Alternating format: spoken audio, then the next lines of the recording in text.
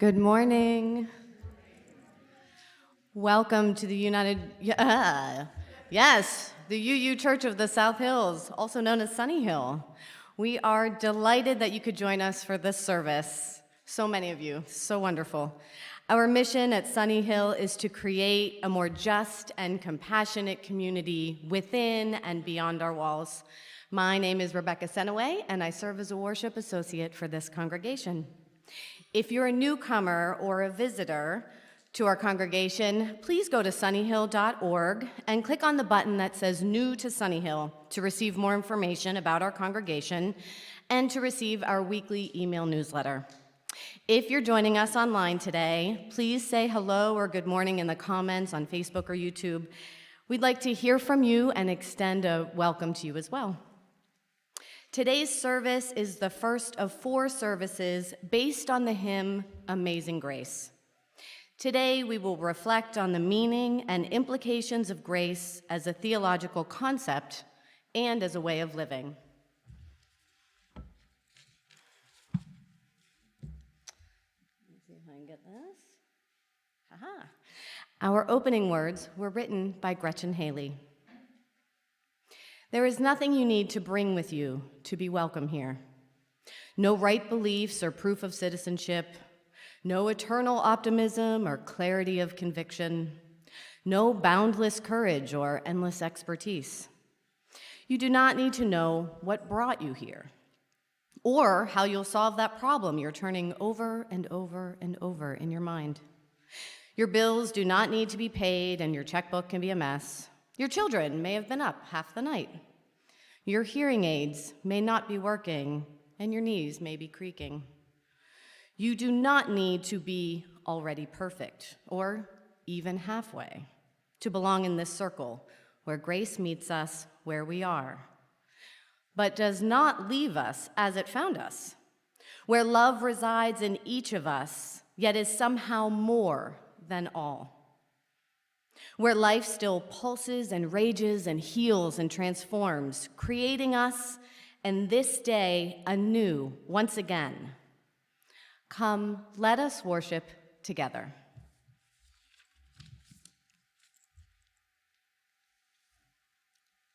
We'll light our chalice with a responsive reading.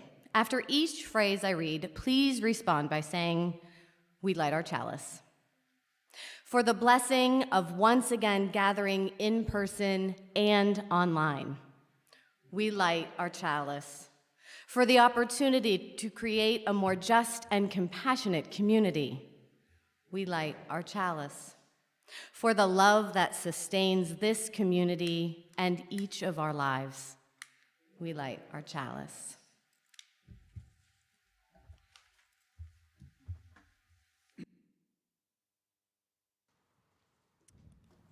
Good morning.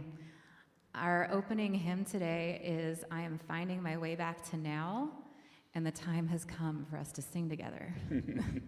So please join me in singing.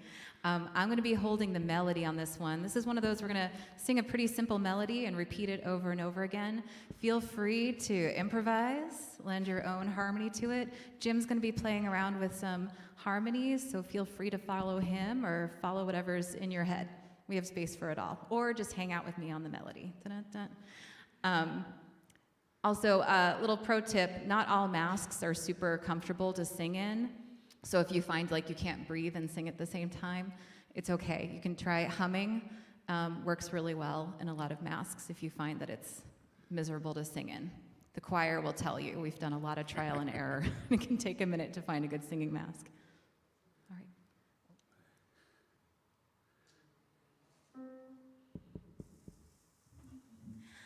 I am finding my way. I am finding my way. I am finding my way back to now. Try it with us.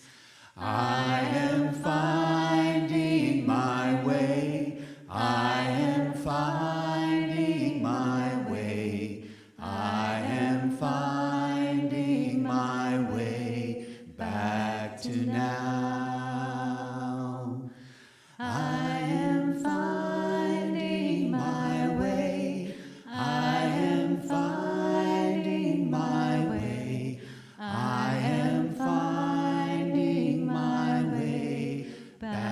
to now. I am finding my way. I am finding my way. I am finding my way back to now. I am finding my way. I am finding my way. I am finding my way back to now. I am finding my way. I am finding my way. I am finding my way back to now. I am finding my way. I am finding my way. I am finding my way back to now.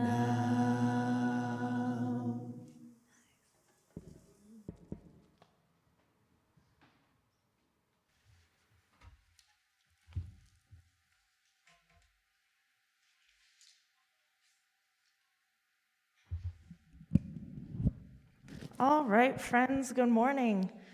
You're right, sorry. Have to hold it in the right spot. Can I have a volunteer to help me with my Wonder Box this morning? How about, you in the back. You seem familiar. Thanks for coming. Can you tell us your name? I'm Finn. Can you repeat that? I'm Finn. I'm Finn. So Finn, thank you so much. Would you help us by seeing what's inside of our Wonder Box this morning? What is it? Eh? Oh, money. Kind of a lot of money. All right, let's come up here. Look at all that cash. All right, I actually need extra volunteers. Would you stay up while we have some more volunteers come up? Oh, interesting how that works. Come on up. Come on. And I need 2 more. I want to be rich. All right, back there. Come on up. And we need 1 more.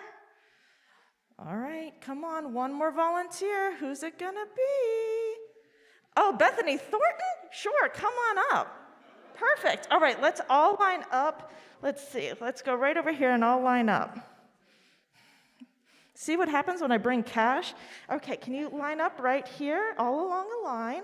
And you come right here. There you go, Bernice. Okay. And can you tell us your name? Bernice. Bernice. Sophia. Sophia. Oliver. Oliver. Bethany. Bethany. And we have Finn here as well. Thank you so much to my volunteers. All right, so today's lesson is about grace. Grace is one of those words that can mean a lot of things. For us, today, it means those things that we get, but we didn't deserve. Not because we're bad people or because we did something wrong, just because we didn't do anything to earn it. And grace is like that. Grace is a word that means those things, usually pretty awesome things, that we have but didn't deserve. So here's our story. Imagine you're sitting home one day. You're watching TV or maybe playing Switch, and there's a knock on the door. And you say, I wonder who that is. You're not expecting anyone. You open the door, and the stranger, let me move this here, is a stranger standing there, and without a word, he hands you a $100 bill. These are not $100 bills. These are $1 bills, but let's pretend. We take one for you. How about later? All right, so I heard a yay there. That's probably what I would be thinking. Yay! You might say, wow, thank you. Why are you giving me this money? Are you feeling okay? I didn't do anything to deserve this. And that, my friends, is like grace. There we go. So this stranger wordlessly hands you this $100 bill and leaves. You're feeling pretty good, right? Yeah, feeling pretty good? Yeah. The next day, you're sitting home, maybe you're making dinner or doing something, and there's another knock on the door. Gee, I wonder who that could be. Oh, it's the stranger. Wonder what he does. There we go. There we go. There we go. I know, right? All right, there you are with all this money. How do you feel now? Great. Feeling pretty good. Probably twice as good as you felt yesterday. And it happens again. Might as well keep going, right? Down the line, down the line, down the line. Here we go. Oh, there you go. And we're going to go back. Look at all this money. There you go. Well, I don't know. We'll see. One more for you. One more for you. One more for you. Oh, my goodness. $500. All right. You may be wondering if there's something I have to do with all this money. And it happens again, and it happens again every day. Pretty soon, you start to know about the time the man's going to come. Maybe you just leave the door unlocked. Maybe you leave a sign, leave the money at the door. Because you know it happens every day, right? You're just kind of used to it. And then you get to the point where you start budgeting for it. Maybe you use it for groceries. Maybe it's just part of your monthly budget. Maybe for gas. Maybe you plan a vacation with this money. Just happens every day. And then one day, there's no knock. How do you feel? Sad. Yeah, a little sad. You feel great. There's no one knocking at your door giving you money. So, I don't know, I might feel a little bit angry, like, what the heck? Where's all my money? That, my friend, is like grace, and that's like life, that we are continually showered with things that we didn't do anything to earn. The fact that we were born where we were born, the fact that we were perhaps given the bodies that we were given, the fact that we have water to drink, all of these things, we didn't really do anything to earn them, right? Then one day, sometimes in our lives, it's inevitable to happen. Sometimes these things can be taken away. Don't worry, I won't take your cash away right now. Maybe we are struck with an illness. Maybe someone we love passes away. And our first thought is, sad. How dare you take that from me? But the thing is, it wasn't really ours in the first place. We didn't really deserve it. In fact, we didn't earn it. But it was still a gift every single day. And that, my friends, is something that we have to try to remember, that we're continually being showered with daily Benjamins, or Washingtons in this case. And what is the response to that? If we can remember that we are being showered with that, what would you say is an appropriate response to being showered with these gifts? Thank you. Thank you. Thank you for making me rich with these gifts that I have. Exactly. So, I'm not going to tell you what to do with all of that money. You can keep it for yourselves. Maybe you could give it to someone in the room. Maybe you could put it, we've got a taker. Maybe you could put it in our offering basket for later. Maybe you could give an extra tip at a coffee shop or at a restaurant. It's up to you. But you have a responsibility with it. And I want you to remember that. And as our children head to our morning class right next door, let's all remember the gifts that we have been showered with and to say thank you and to share those gifts. All right, let's head over. Keep your cash.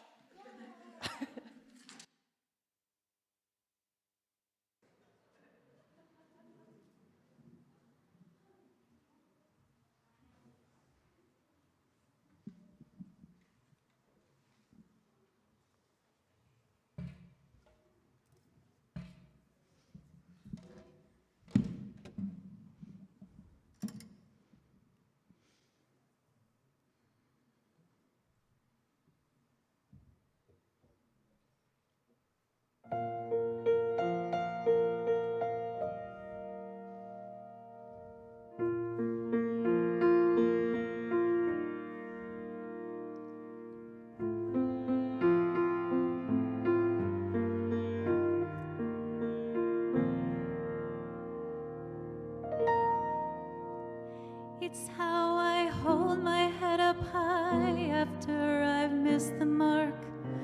It's how I know I'm loved when things are dark.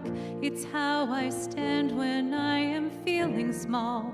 How I stand again after a fall. It's how I'm even standing here at all. Some people call it grace. Falling down like rain on everyone, so warm, like greetings from the sun, like a gentle snow. It's making every surface glow. And I know I didn't earn it. That's how I know it's grace.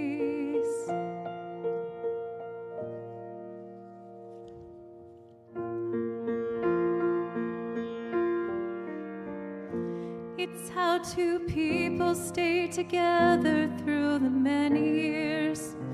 It's how a broken people sing again. It's how a man can overcome his shame. How a woman moves beyond her fears.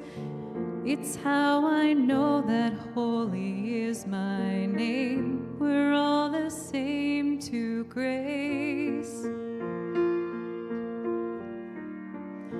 Falling down like rain on everyone, so warm, like greeting from the sun, like a gentle snow. It's making every surface glow.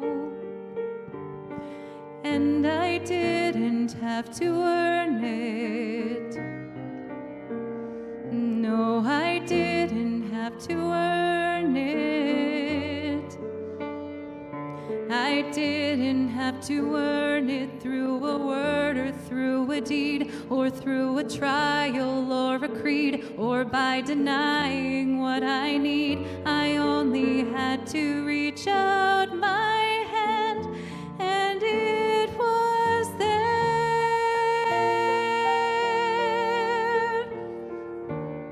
But still it cannot take away the truth I have to chase. Oh no, 'cause that's not how it works with grace.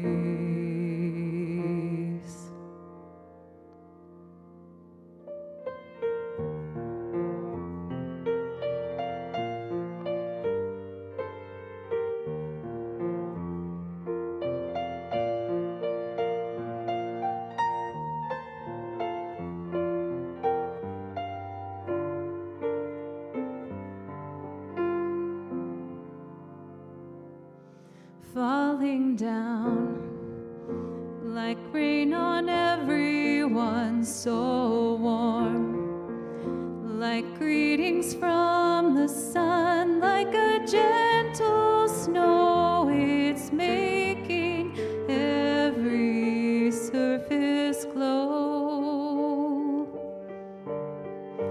And I know I didn't earn it. No, I didn't have to earn it. I didn't have to earn it.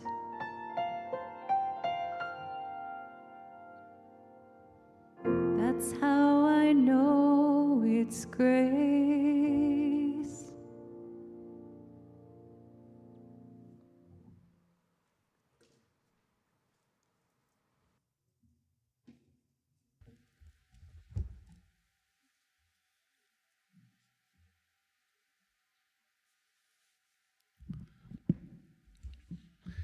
This is the time in our service when we usually share joys and sorrows submitted by members of the congregation. We did not, however, have any new joys or sorrows submitted this week, so instead we will just hold in our hearts all of those things that we're struggling with and all of those things that we're celebrating, even though they may not be named in this moment. Please join me in the spirit of meditation or prayer.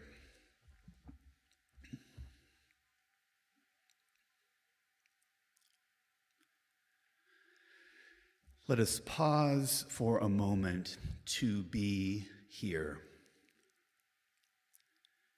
to practice being fully present in this place, in this time, with the others who are here, aware of what's going on around us, what's going on within us, the sounds, the smells, the feelings of now.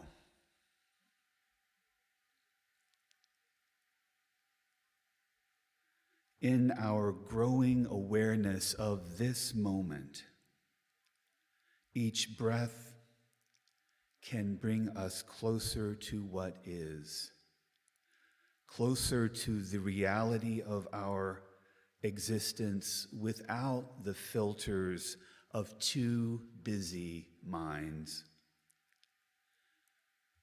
with only the certainty of one moment as it gives way to the next.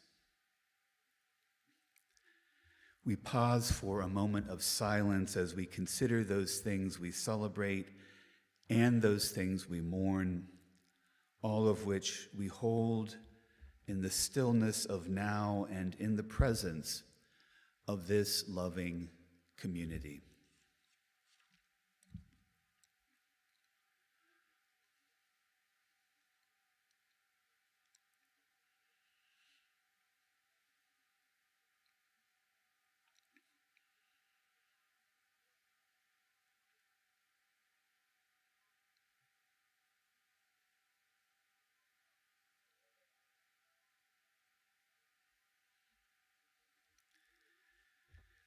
May we show up for ourselves and for each other, time and again, each time we gather and when we are apart.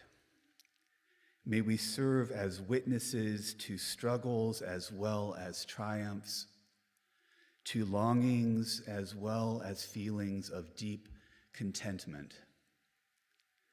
May we come back to this place of presence, and may it bring us closer to one another and closer to the spirit of love in which we live and move and have our being. Amen.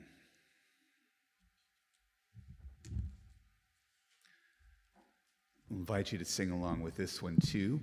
This is Ubi Caritas Deus ibi est, which means where there is love and kindness, there is God.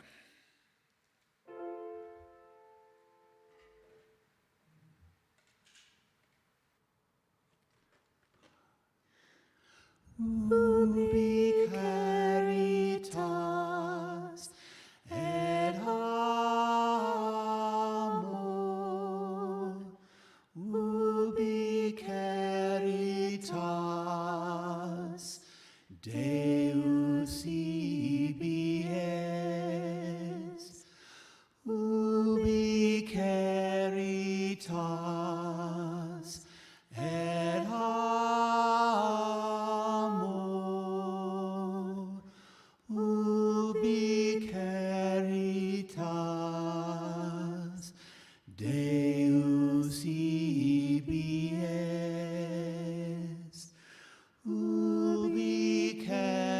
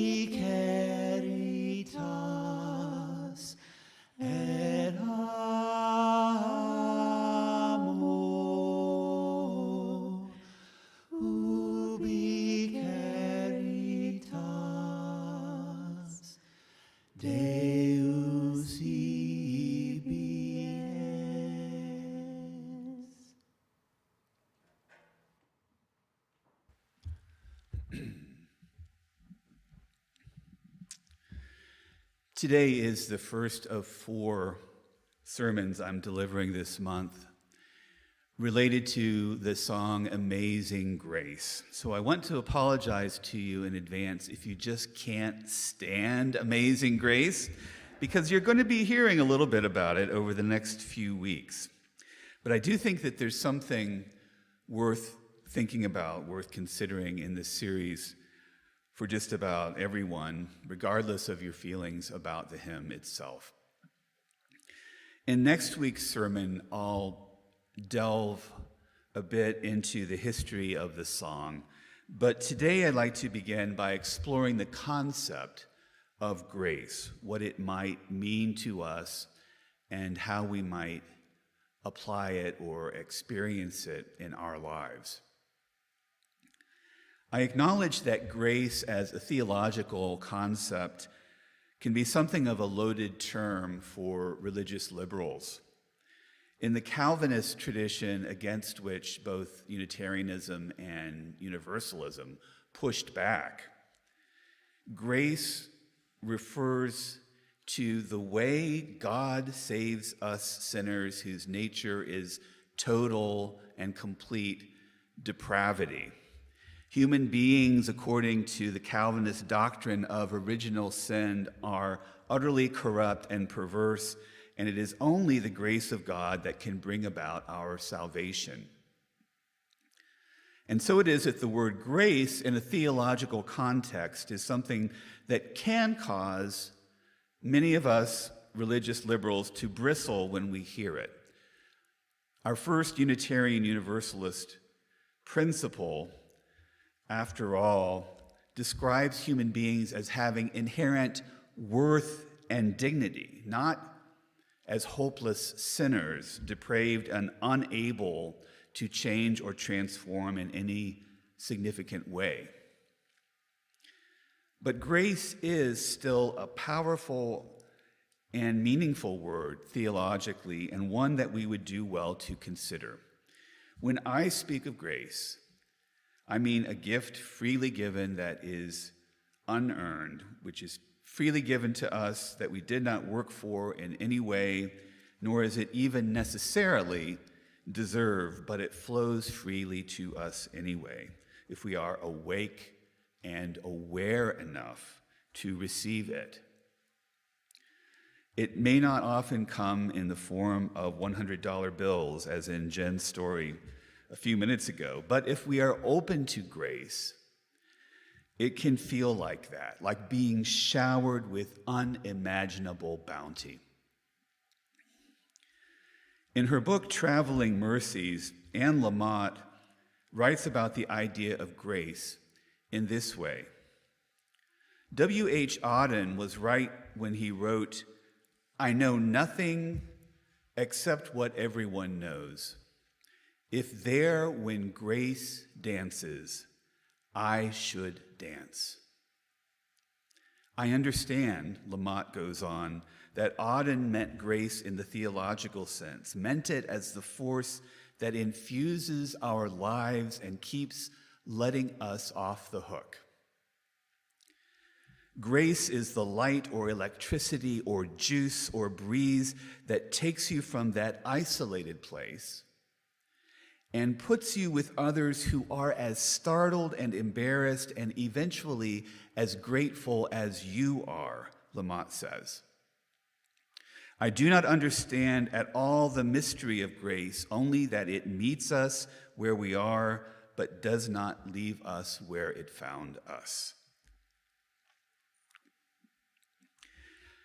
In our culture, everything we do, it seems, and everything we think is centered around the idea of merit or achievement in some way.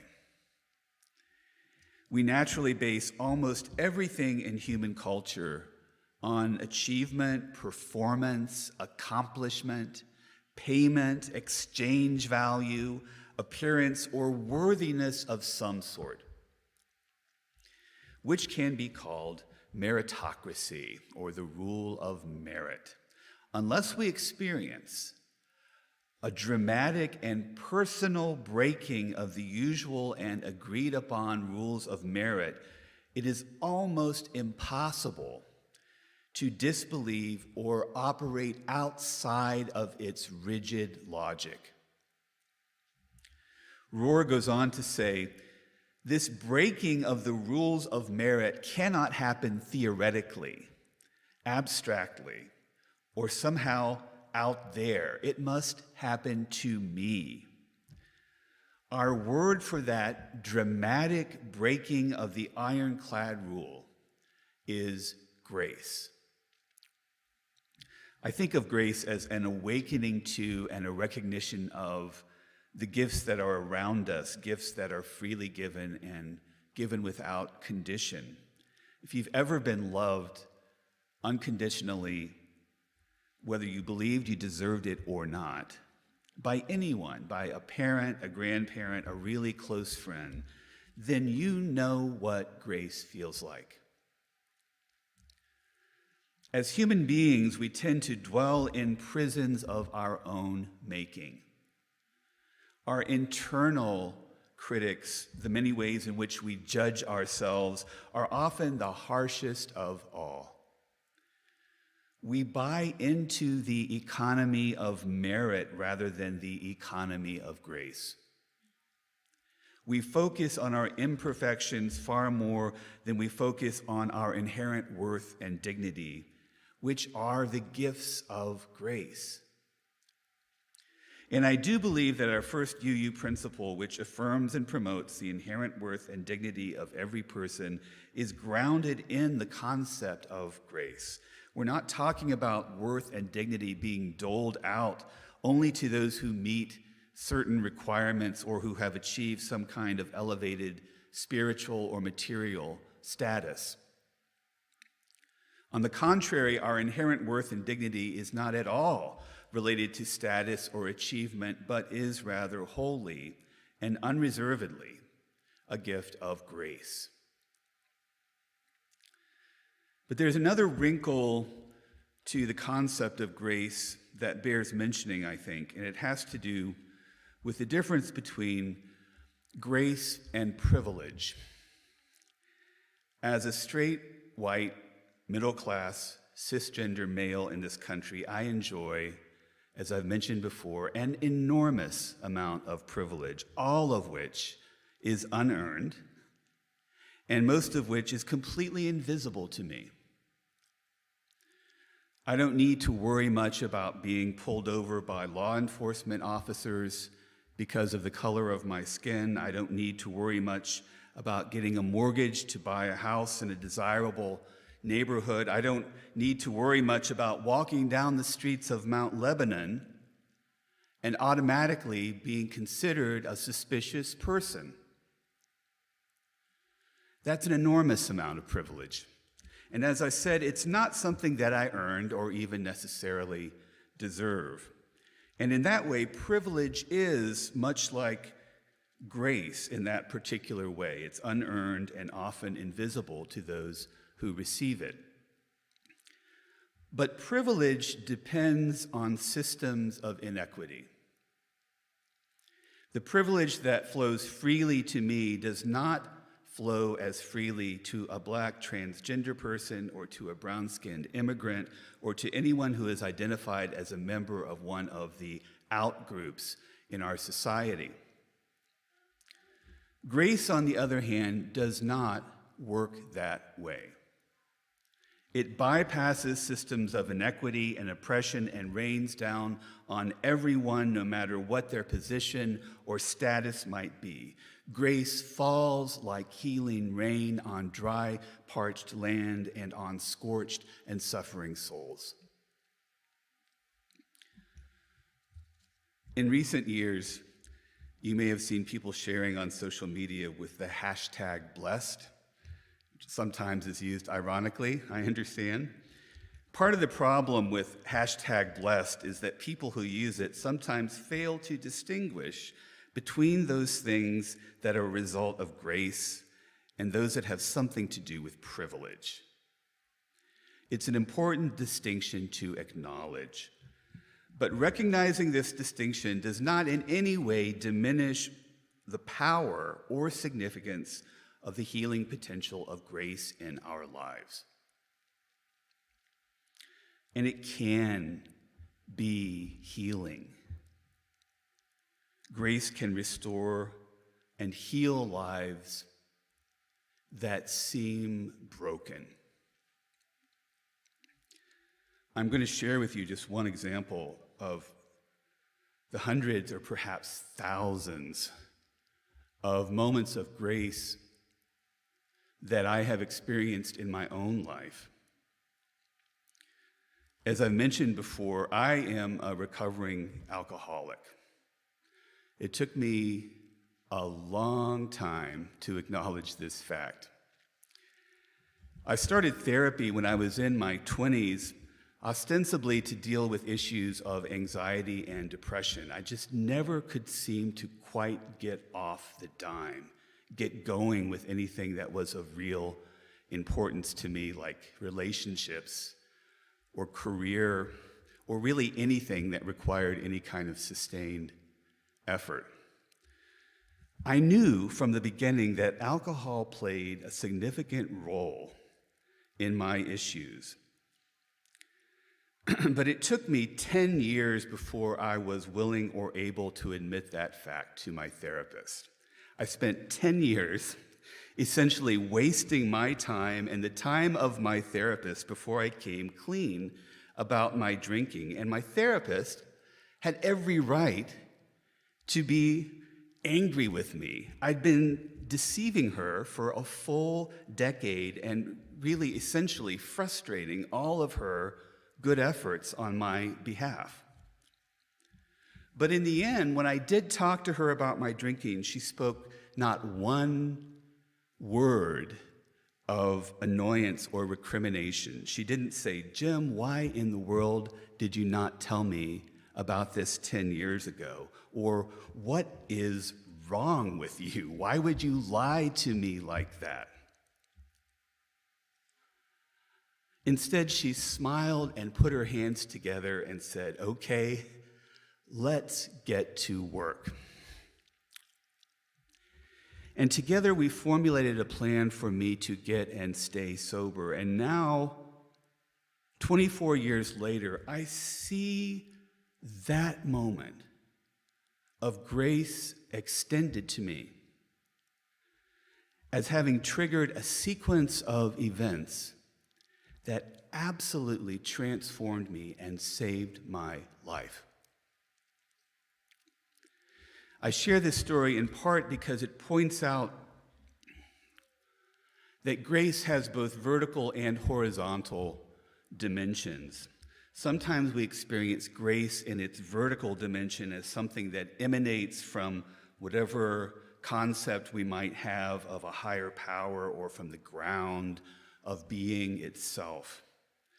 But at least for me, I most often experience grace as something that has been extended to me by other people that I, in turn, try to give others. We all are or can be participants in the horizontal aspects of grace. We can all receive and extend grace to and from all others whose lives intersect with our own. Amazing grace, how sweet the sound that saved a wretch like me. As I mentioned earlier, as you use, we don't necessarily see our souls as being inherently wretched, but I do think that all of us feel wretched or experience wretchedness at some point in our lives. All of us sometimes feel as if nothing will get better, as if there is no hope, no way forward. And yet, somehow, amid this wretchedness, grace sometimes breaks through,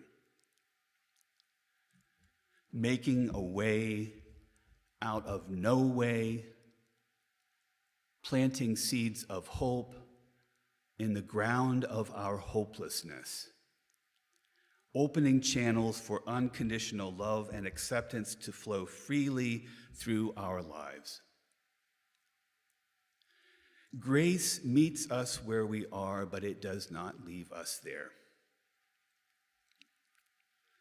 I hope and pray that each of us will open our hearts and minds to grace, and that when grace dances, we too will dance. May it be so. Amen. In just a minute, we're going to sing Amazing Grace. As I mentioned earlier, next week I'll be delving more into the actual history of the song, which is among the most popular hymns ever written. Its appeal seems almost universal and transcends many lines of difference among and between people. James Basker, an English historian at Barnard College, has an idea of why the song's music and lyrics have such appeal at moments of deep human suffering, especially. They appeal without any narrowness, he says. There's no specific condition, there's no specific religious faith, there's no specific cultural context. It's just about that thing that human beings share, which is pain, and the imaginative yearning. And this is the thing about human beings. We are able to imagine and to yearn for joy and peace, for relief from the miseries of this world. I'm going to invite you to rise in body or spirit as we sing this hymn, Amazing Grace.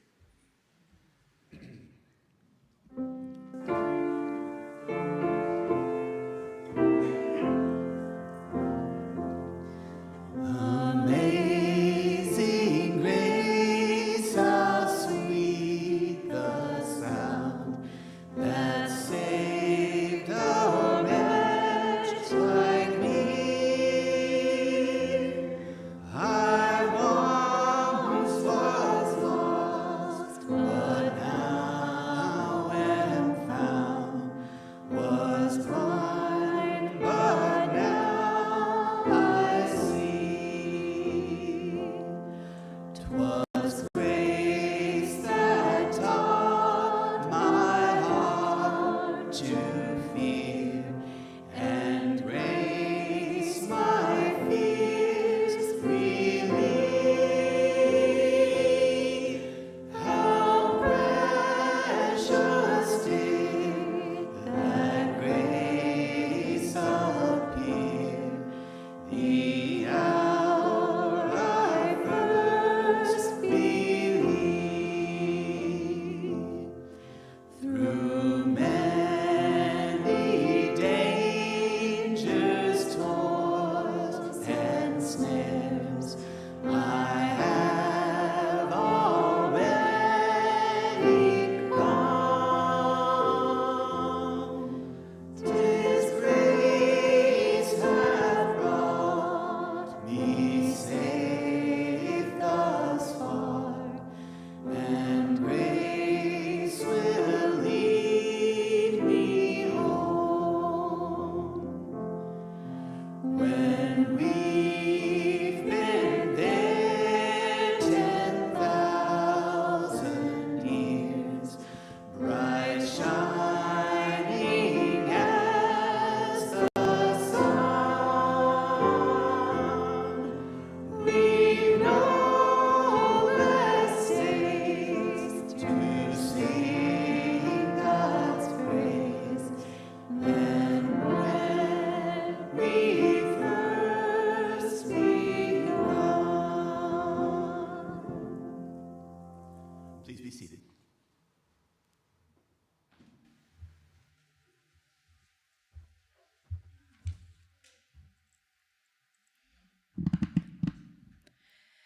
This morning's designated offering will benefit the Voices of Children, a nonprofit organization that provides psychological and psychosocial support to children in the Ukraine who are experiencing trauma as a result of armed conflict.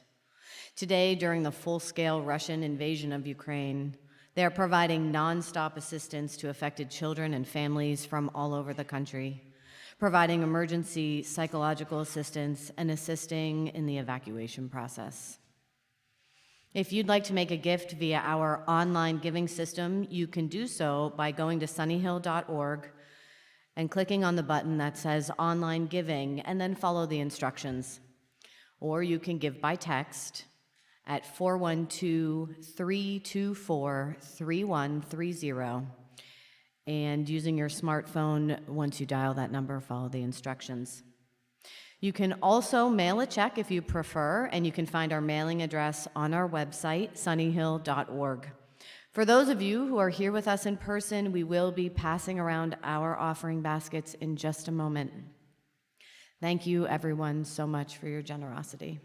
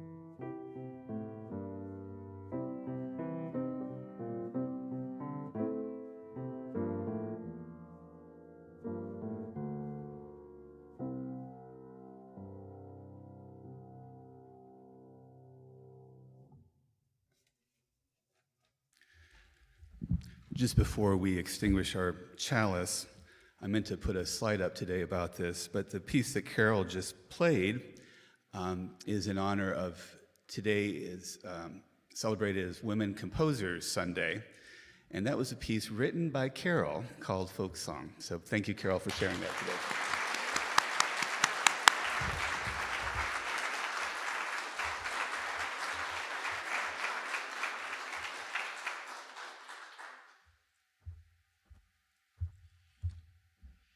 Please join me in saying the words for extinguishing our chalice.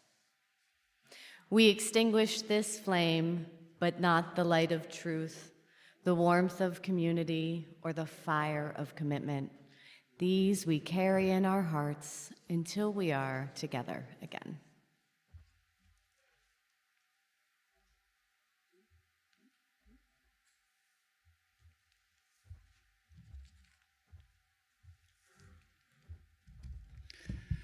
As we go forward into this frightening, exhilarating, confusing, miraculous world, may we offer our comfort to the afflicted, our love to those who are lonely, and our wish for all to be safe. Go in peace.